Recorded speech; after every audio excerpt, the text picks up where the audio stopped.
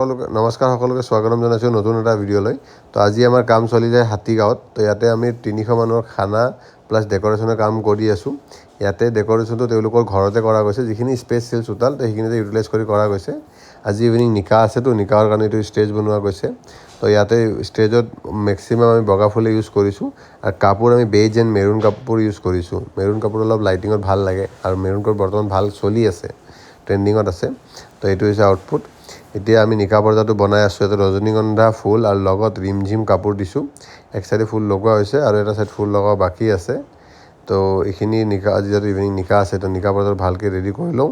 তাৰপিছত আপোনাক ডেক'ৰেশ্যন পাৰ্টটো যেতিয়া লাইটিং হৈ যাব আপোনাক দেখাই আছোঁ। ৰ'ব, লাইটিং মোটামুটি জ্বলিছে চাগে, তো আপোনাৰ লাইটিংটো দেখাই আছোঁ। তো লাইটিং জ্বলাইছে, এতিয়া লাইটিঙৰ আউটপুটটো দেখাই আছোঁ। ইয়াতে মানে আমি যিহেতু জাগা কম, যিমান পাৰোঁ সেই জাগাটো অনুযায়ী আমি কাম কৰিব চেষ্টা কৰিছোঁ। নহ'লে ওপৰত বিম দিয়া যায়, তো বাঁহেৰে মিলাইছোঁ। আৰু যদি আপুনি ভিডিঅ' চাই ভাল পাইছে তেন্তে লাইক এণ্ড ছাবস্ক্ৰাইব কৰি দিব। লগ পাইছোঁ নেক্সট ভিডিঅ'ত।